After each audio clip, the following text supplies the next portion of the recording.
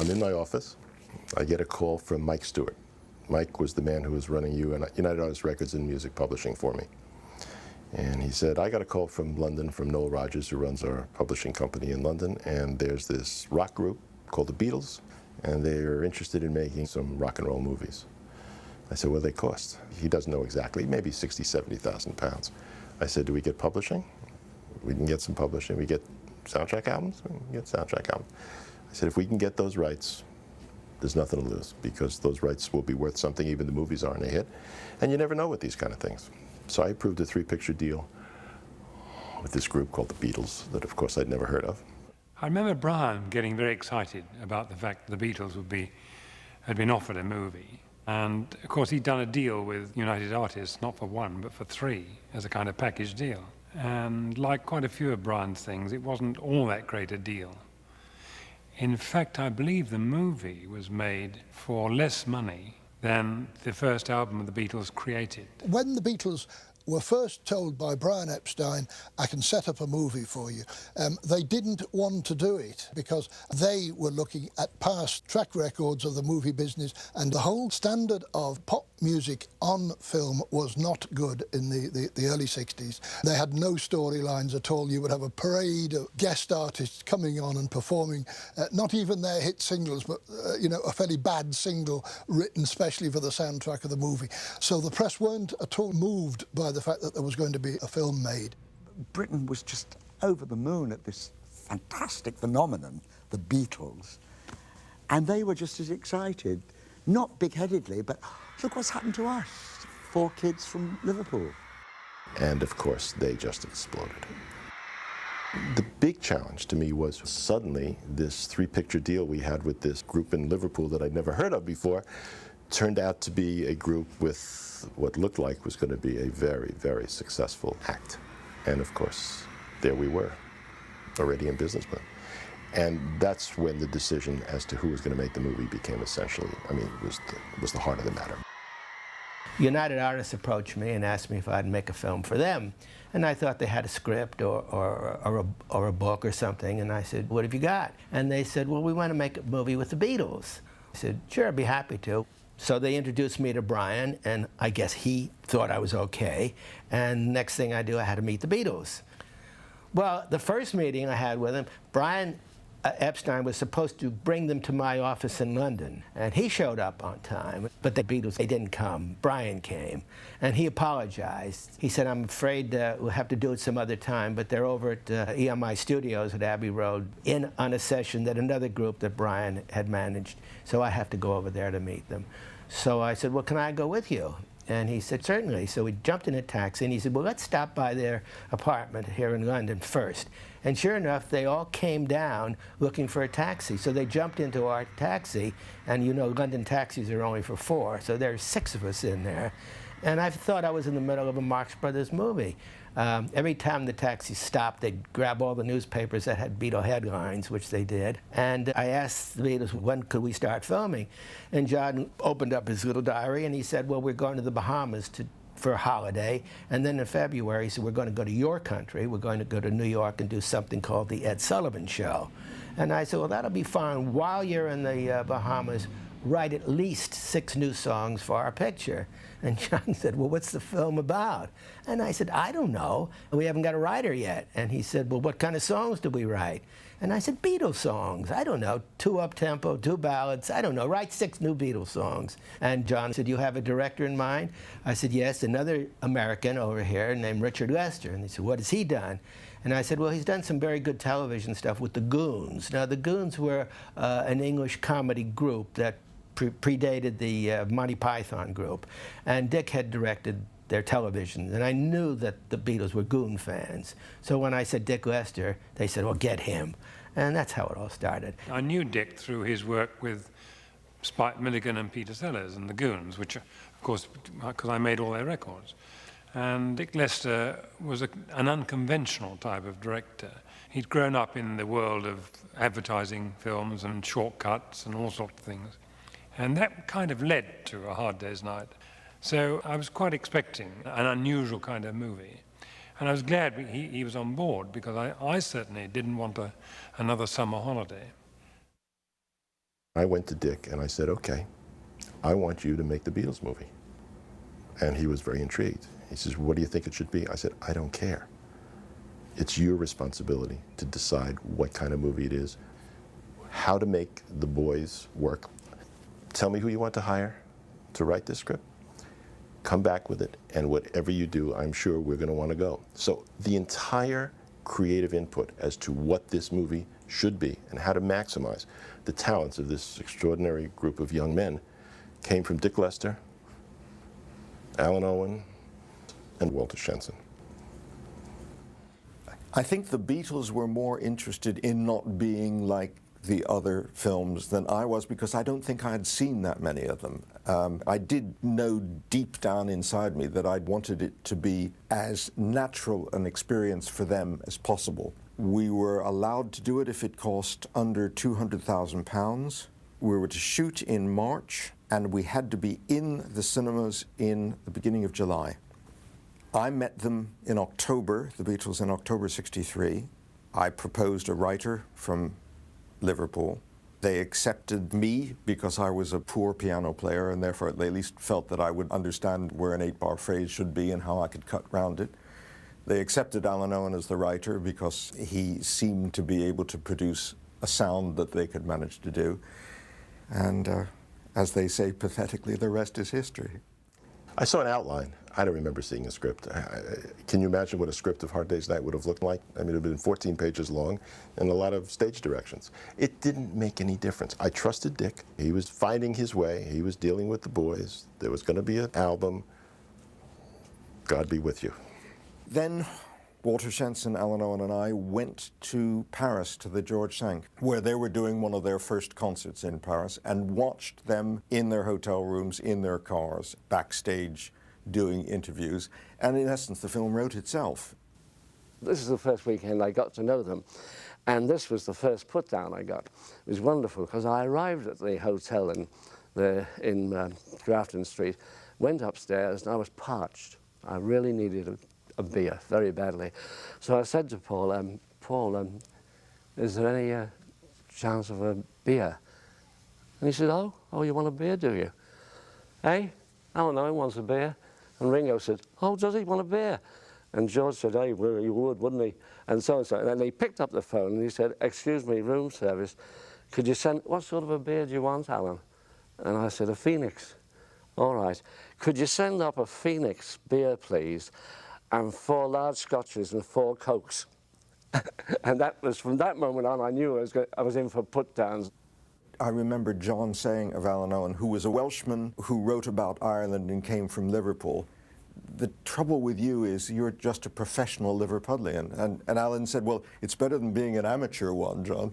I wouldn't take any credit away from Alan. I thought the script, the first one I read, I thought was brilliant, much too long and much too scripted.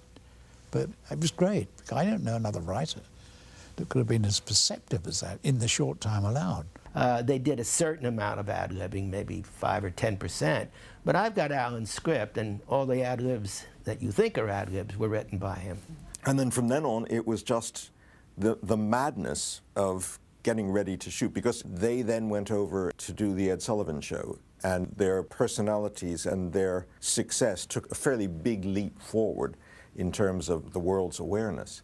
So that by the time we started, our biggest problems in filming were the tactical ones of how can we not let people know where we're going to be filming. I think it was the day where they're starting at Paddington Station. I heard they were starting each day at a different place, and I got on the train, and of course lots of kids start screaming. It's just hysteria, you know. You can't imagine what it's like. And I remember they were so happy. They're having such a good time, and it was so raw and so fresh. That's what I was missing with all these other things I've seen before, and it was great. It was fantastic. I've a good mind to thump you, Shake. Hey, if you're going to have a barney, can I hold your coat? He started it. I did not, you did.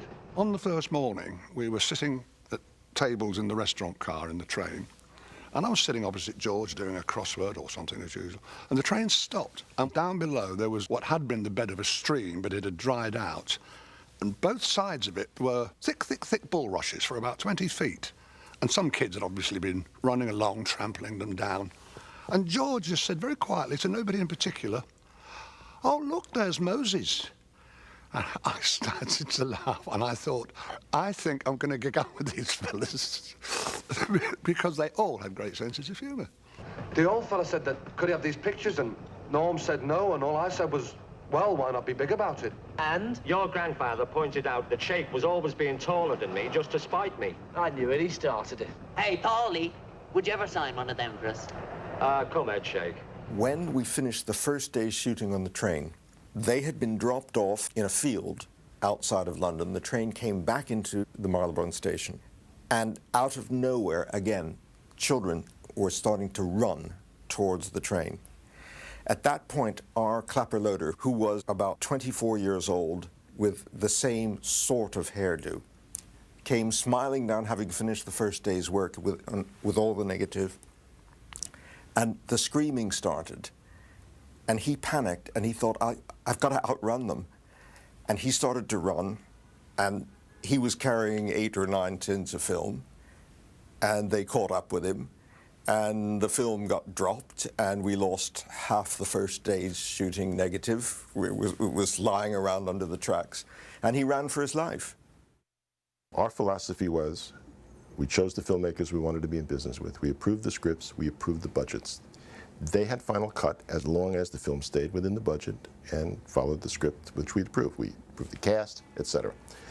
I had no idea what was going on, other than the fact that Dick was making the film.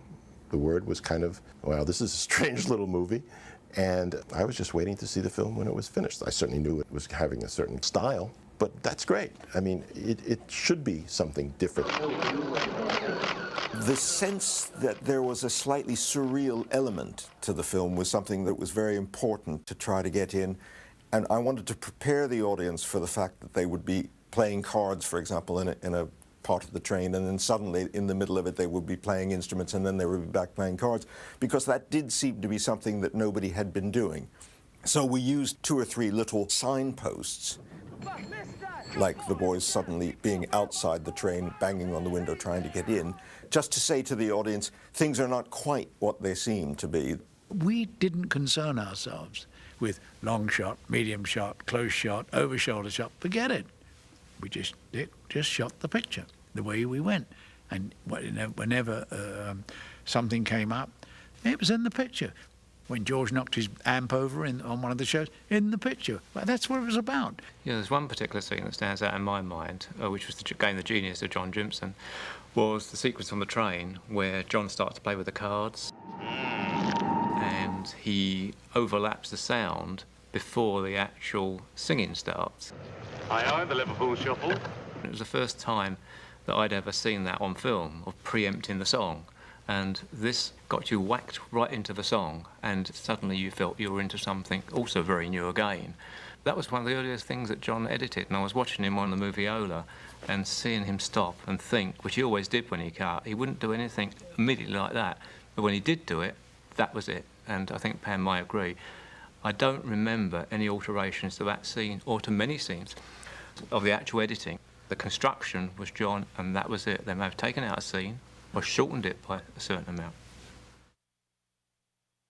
Well, I had lots of letters from girls all over the world, you know, asking for pieces of their hair, but of course I couldn't. I wish I'd had enough hair to send to them, really, but I couldn't because, you know, it wasn't enough to cut off every week.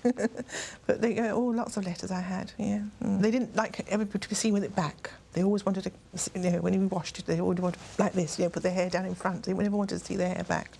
Because Ringo has a grey streak. He always hated to have that showing, so he used to always bring it forward if anybody came in the room, you know, they'd quickly put their hair down.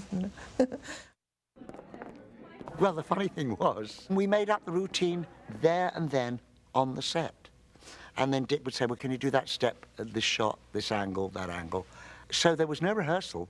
We did it on the set. And I have to say that I found that wonderful. It's much easier. You know what the set's like, you know if there's a step there or anything, and you can choreograph your routine around what you've got. There's so much hanging around while they're setting lights and everything. It was very easy to rehearse. And of course, it didn't give us a chance to forget the steps. We did it there and then. You see, I was never a theatre director. I was always, the expression is a kick, bollock and scramble man. It's just trying to get myself out of trouble. And I think It's using hysteria to try to con people that exuberance is taking place in front of them is a trick that I learned very early on. And again, by using a multiple camera technique, I was able to allow people the freedom to move, to go where they want as far as possible. No mark should be given to anybody. No one should have to hit a mark or sit to the center of their chairs. It was just, you do what you want to do, we'll go out in the field and have a play, and then we would find a way to turn it into a little sequence. The difficulty with this is that some 3 or 4 years later, you're asked to go to a film school in Copenhagen or Helsinki, and they put that sequence on for the students to watch, and then proceed to tell you why you did these shots and what significance they had. And it's extremely impolite to tell them the truth. So that in the end, this kind of myth builds up, that you really knew what you were doing and that you had some control over this madhouse. I'll show him. I watched Dick directing under very tight conditions. In fact, at one point, he said, look, no cameras, nothing, because he wanted peace to be able to complete the shooting. So what I did was I went up into the gantry where the lights were so that I didn't interfere with anybody, and I did some high-angle shots down into the sets quietly. Dad was visiting Twickenham Film Studios here, and he was dressed in a pretty formal dark grey suit. And in between fitting the boys' suits for the film, Paul had said to Dick Lester, Dougie's looking very, very tidy this morning. Why don't we let him play himself as the tailor? It took about 3/4 of a day shooting, and the reason was this: although it only lasted a minute and a half, the boys were constantly messing around. Oh, this is the teacher's pet. Trawler. Shade the class, eh? I'll lay off. His scene was he was measuring Paul. Paul was then moving out of camera, and while my father was still holding the tape measure, John would then say, I now declare this bridge open. then snip the tape measure and open. That was the official line.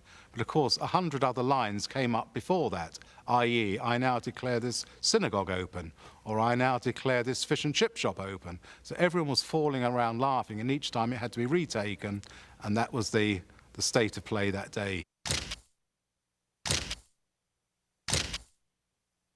I was completely mad in those days, obviously, and I would do a lot of jumping up and looking around and coming down again, and then a lot of other people would start jumping. They said, Ringo's going to do whatever you do, and I thought, well, let's see if he can jump as well. Actually, I was trying to keep my eye on my girlfriend at the time, who was Charlotte Rampling, and I could never quite see what she was doing, so I'd jump up and have a quick look round. Hello. Hello. Oh, wait a minute. No, I'm not. Oh, you are. John Lennon was extraordinary. He was an absolute natural actor. And we did the scene, and it was brilliantly written by Alan Owen. You don't look like him at all. The script had us finishing with, John gave me a wink, and I gave him a wink. But, of course, when the film was shown, the winks were cut out. She looks more like him than I do. I had a wife that was a dancer called Prue, who's in the film, and she wanted to be an actress. And one of the parts that came up was a screaming teenager in the Hard Day's Night. As I knew Dick Lester, I got her a part. Excuse me, but these young men I'm sitting with wondered if two of us could come over and join you. Then there was a gambling scene, and not very many actors, one had enough money to gamble, or two knew how to handle a spatula, or understood about chemin de fer, or whatever. Hello, monsieur. So I was asked to go along and look at this and see if I could do it. I said, yes, I can do it, but I'm not a member of equity, I'm nothing. What have you, I'm a businessman. So Dick said, don't worry, we'll get you a card, and off you go. And so I did the croupier. Huit et sept. We had at our disposal something like 8 or 9 songs which they had just recorded. I eventually chose, I think, 7. I don't even remember why at the time I chose those 7 and left 2 out. We did actually shoot 1 more during the closing concert, and I felt this is enough. We're getting tired of this, stop. But by and large, if it were a musical sequence, there would be 3 cameras. With the final concert in Hard Day's Night, there were 6. And what was fascinating is that I didn't know 6 camera operators, and I had to call on friends and say, who do you know that's good? Because we need 6 to come in and shoot. And they got a pretty free brief. I can tell them the sort of things I'm looking for, but I can't run between 6 cameras. A, the sound was deafening, and B, somewhere on the stage, somewhere behind the stage, shooting back into the audience. And it became very much more a haphazard style of filmmaking. Dick Lester said, you've got to get stuff when they're playing these numbers. So get a couple of those new 10-to-1 zoom lenses and just do what you think. So it gave us total freedom, because you've got to remember that in those days, there was no video assist or anything like that. You were the director's eyes, you know, you were doing it, and nobody else saw it until tomorrow. To be left to your own devices and get really good stuff, it was terrific. You know, pulling focus across guitar strings and all that sort of stuff. We established a style that's still used today when they photograph pop groups. You know, it's the best way of doing it, you know, get all the hand movements and stuff like that. They shot masses of material, as you can imagine, because there were a lot of numbers being covered. And out of it, when we went to put it all together, of these 6 camera operators, we looked at all the material, and in the end, one of them, who was a very well-known camera operator, we never used 1 foot of his film. Whenever something was about to be interesting, he would move off and look for something else. And it was very revealing and very disturbing. One of the other camera operators, it might be interesting to know, was in amongst the girls in the crowd, and at the end of 4 days shooting had to be taken in an emergency car to his dentist because all his back teeth had come loose from the intensity of the sound. It was driving me mad. I took a bottle of aspirin almost, because, you know, still got to carry on shooting. And I went to the dentist, and he said, "There's nothing wrong with the tooth." And I said, "Well, there is." I said, "Because it's aching." I said, "Take it out." He reckoned that it was to do with vibration and frequency, something to do with the amalgam vibrating inside your mouth. It was absolute agony. I mean, it really was. The sound was deafening, a high-pitched scream all day, once they were let in.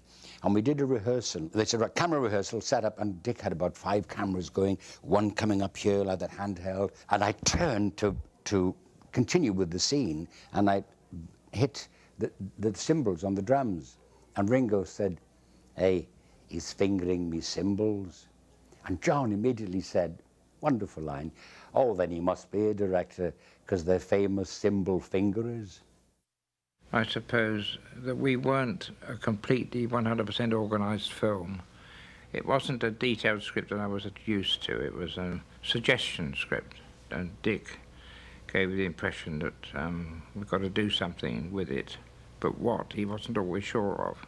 And one time, the boys went out to play, and they started running about on this square, and this helicopter landed, and Dick said, "Oh, let's try and get on the helicopter and go up and shoot this."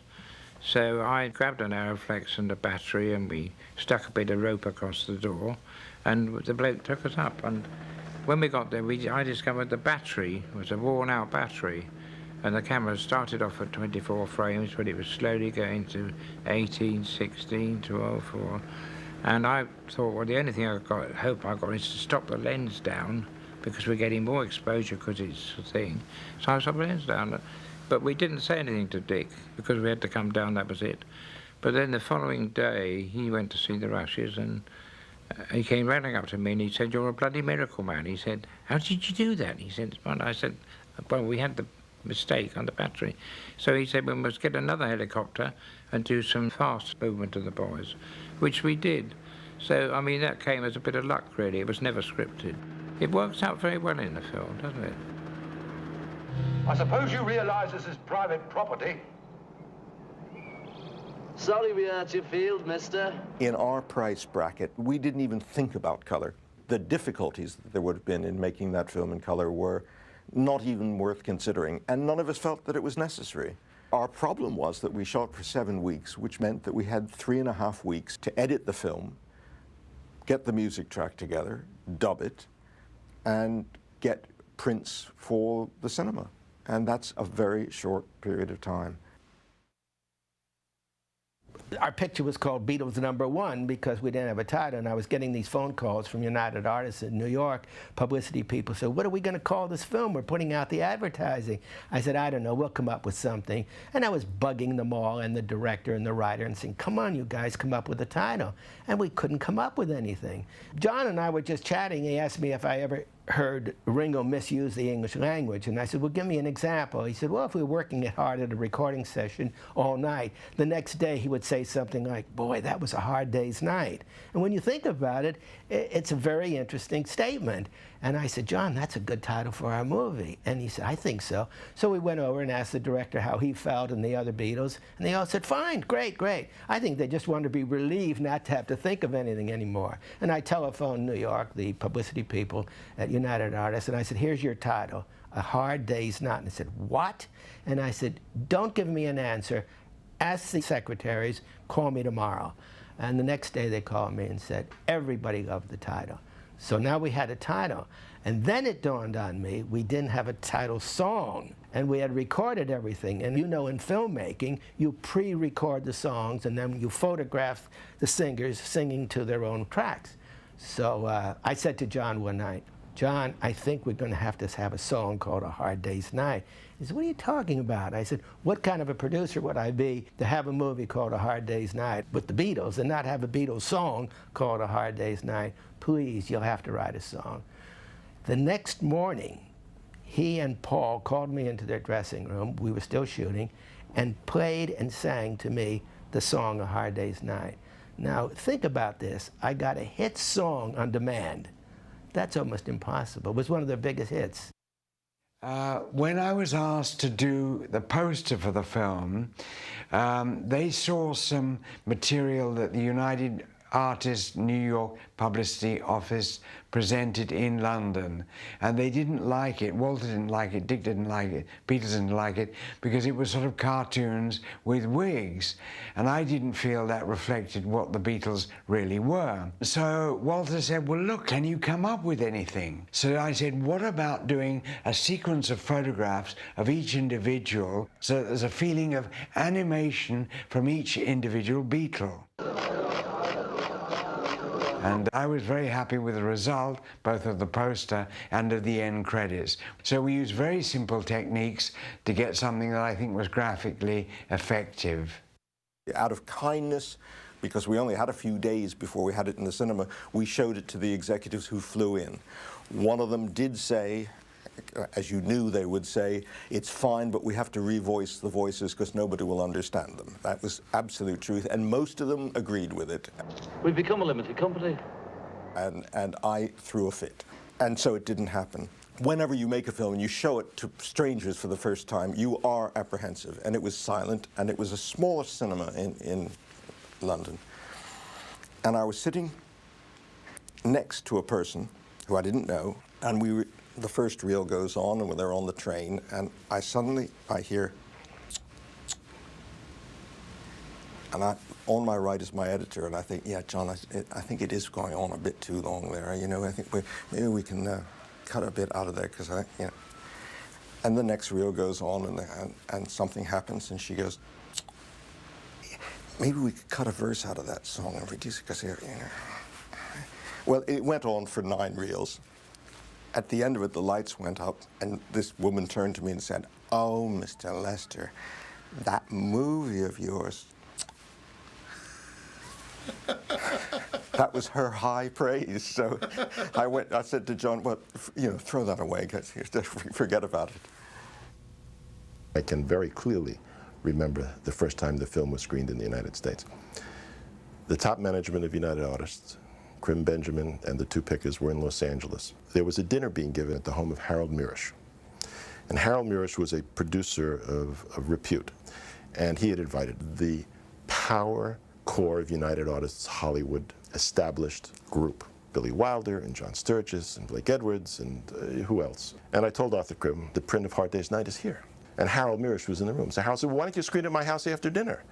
I said, Harold, we're not going to screen this picture the first time in America after dinner with Billy Wilder. And yes, it'll be great. Don't worry about it. You know, these guys know their movies. Bottom line is, we have the dinner, couches are turned around, and the Otrillo or the Picasso goes up into the ceiling, and we screen Hard Day's Night. It was not a long movie. I don't remember exactly how long, but it was not a long movie. And this very exotic movie is on the screen. And it ends, and there's utter silence.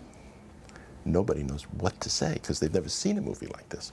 And Bob Benjamin, who was Arthur's other half, Arthur Krim's other half, wonderfully soft-spoken, dear man, turns around to me and he said, I don't know what that was about, but I think we're going to make a lot of money.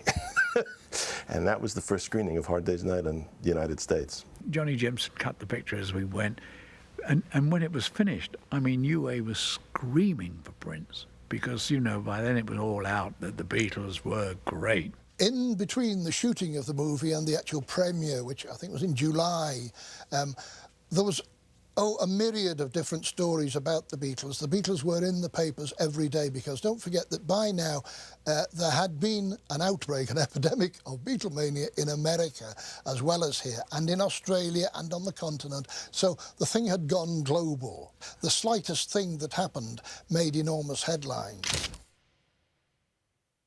There were twin premieres for the movie of course, in Liverpool. It had to be in Liverpool, and a West End of London. And it wasn't any great surprise that the media covered that to saturation, and it wasn't any great surprise to find that the fans turned out in amazing numbers, blocked the traffic in London's West End, blocked the traffic outside the Odeon Theatre in Liverpool. But what was a very pleasant surprise to all of us was that the film critics, the more serious film critics, as well as the kind of music writers, the pop writers, the rock journalists, that the serious film critics took the film seriously and began to talk in terms of the actual film value.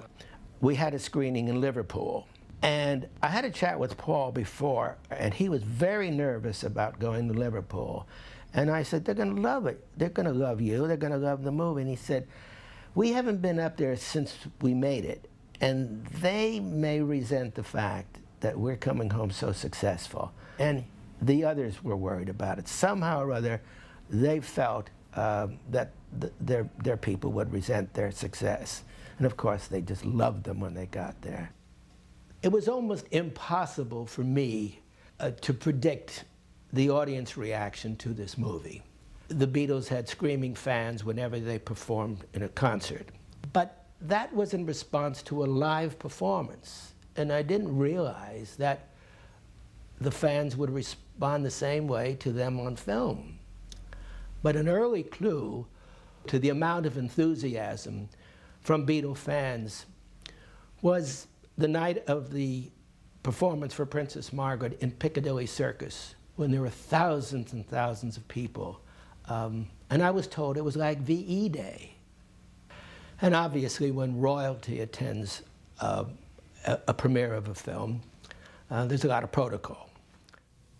It was such an exciting, happy period. It was a wonderful premiere. People came, they shouted.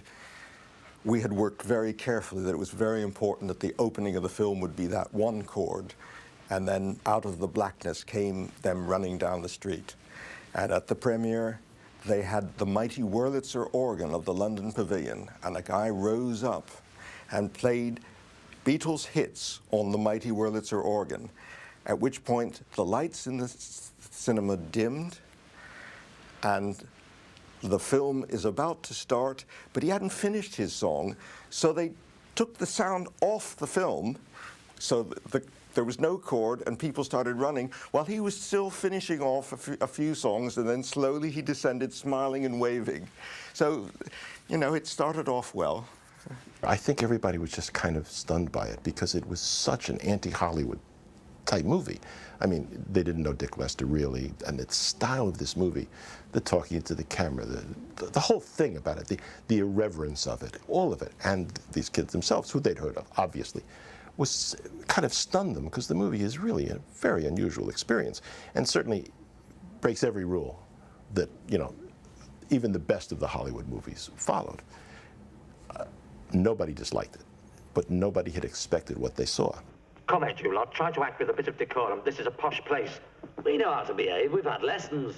I'm sorry, sir. Members and invited guests only. Aye, well, Oh, yes. It was a happy film. Everybody enjoyed it, even mums and dads. And there were a couple of Academy Award nominations.